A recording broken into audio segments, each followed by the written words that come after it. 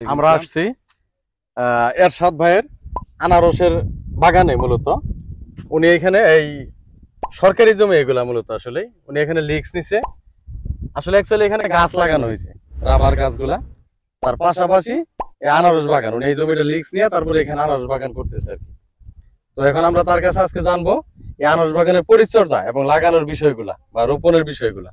তো আসসালামু আলাইকুম ভাই। ওয়ালাইকুম আসসালাম। ভালো আছেন ভাই? জি ভাই ভালো আছি, আপনি ভালো আছেন? জি আছি আলহামদুলিল্লাহ ভাই।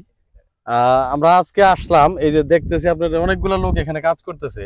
হ্যাঁ, এই যে গাছগুলা, এগুলা তো মূলত আসলে রাবার বাগান, হ্যাঁ, রাবার গাছ। এটা রাবার বাগান, এটা রাবার বাগান। এই ছোট চারা থাকাকালীন ওই সময় এই বাগানগুলা সরকারের মাধ্যমে এটা টেন্ডার হয়। আচ্ছা আচ্ছা। টেন্ডারের মাধ্যমে এটা ডাকে আনতে হয়, ডাকে আইনে আমরা পরে চাষাবাদ করি, গাছের জানি কোনো ক্ষতি না হয় এই জন্য এদেরকে কিছু সিকিউরিটি দিয়ে রাখতে হয়। আপনার একর প্রতি 5,000 করে এটা শুধু গাছের সিকিউরিটি পাবো? গাছের সিকিউরিটি পাবো। এখানে আমরা জায়গা নিছি 55 একর। 55 একর? হ্যাঁ হ্যাঁ 55 একর। আমরা কয়েকজন এই এলাকার বাগ বাটোয়ারা করে নিছি, মধুপুরের আছে কিছু, ফুলবাইরার আছে কিছু, এটা মিলা জিলা আমরা এই করে নিছি। এখানে আমার প্রায় 6 একরের মতো জায়গা আছে। মানে আপনার ভাগে ঠিক আছে 6 একর? হ্যাঁ, আমি আরো কিনা নিছি ওদের ভাগে কাছ থেকে। 6 একর জায়গা আছে আমার এখানে, 1,70,000 চারা আছে। আচ্ছা, এটা তো মূলত আসলে মানে আনারসের নাকি দুইটা জাত। হ্যাঁ, এটা হলো আমার জলডুঙ্গি। জলডুঙ্গি বলে হ্যাঁ, আমার এটা যেটা ছোট হয়, ছোট হয়, মিষ্টি হয়। হ্যাঁ, মিষ্টি বেশি যেটা। আচ্ছা আচ্ছা। এটা মিষ্টি বেশি, এটা ছোট। আচ্ছা, আর ওইটা হলো আপনার ক্যালেন্ডার। আচ্ছা, এটা এই পাশে হলো ক্যালেন্ডার, এই পাশেরটা হলো ক্যালেন্ডার। হ্যাঁ, এটা হলো জলডুঙ্গি। আচ্ছা, এখানে মনে করেন যে আচ্ছা ভাই, এই যে আপনার এখানে তো বড় গাছ নাই মূলত, এখানে কিন্তু সব ছোট গাছ। এখানে এই যে পাতাগুলা যে দেখতেছি, যে অনেকগুলা পাতা আপনি এইভাবে দিয়েছেন পুরো জমি সহ। তো পাতাগুলো আপনি কেমনে প্রসেস করেন? এত পাতা কই থেকে? এই পাতাগুলা আমরা আনছি এই সাইডে, আমাদের এই রাবার বাগান আছে। হ্যাঁ, এগুলা রাবার বাগান আছে এই সাইডে, বড় গাছ। ওই গাছের পাতাগুলা ওই যারা গাছ কাটে, টেপার, জি জি, ওদের দায়িত্বে এই রাবার অফিস ওনাদেরকে দিয়ে দিছে। ওনাদের কাছ থেকে আমরা কিনে আনছি, মানে শুকনো পাতা ক্রয় করে আনতে হইছে? কিনে ক্রয় করে আনছি। আচ্ছা, এখানে আমার পাতা গেছে 1.5 লাখ টাকার মতো। পাতায় 1.5 লক্ষ টাকা শুধু পাতাই খরচ, মানে আনা এবং এটা বিছানো পর্যন্ত 1.5 লাখ টাকা খরচ হয়েছে। অনেক টাকার ব্যাপার। আর আমার এই চারাগুলা আমি কিনছি 2 টাকা 20 পয়সা করে। 2 টাকা 20 পয়সা? 2 টাকা 20 পয়সা। আচ্ছা। আর চারা রোপণ করছি, ওদের কামলা খরচ দিছি আপনার 30 পয়সা করে। মানে একটা চারা রোপণ করে দিলে কামলা পাবো 30 পয়সা। হ্যাঁ, আচ্ছা আচ্ছা।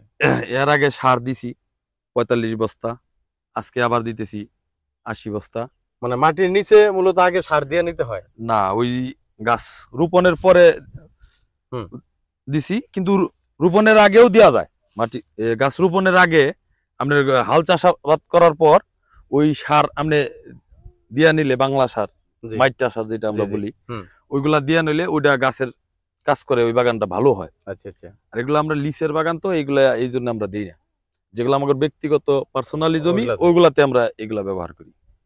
আর এই যে লিক্সটা যে নিছেন, এটা মূলত মানে কত দিনের জন্য নিছেন? এই গাছ যে এই পর্যন্ত বড় না, ওই পর্যন্ত আমরা ফসল খাইয়ে যাই। 4 বছর। 4 বছর খাওয়া যাবে? আমরা 4 বছর পরে মূলত গাছের যখন ছায়া পড়ে যাবো তখন আর ফসল হবে, আমরা আর তখন অটোমেটিকলি। আর এই রাবার বাগান এগুলো তো আপনারা অনেকদিন থেকে দেখতেছেন, এইভাবে এই সিস্টেমে চলতেছে। এই রাবার গাছগুলা মূলত কয় বছর মানে বাঁচে? দেখা যায় যে গাছের একটা আছে, গাছ ওগুলা এত বছর পর্যন্ত রাবার দিবে আর কি, কষ দিবে।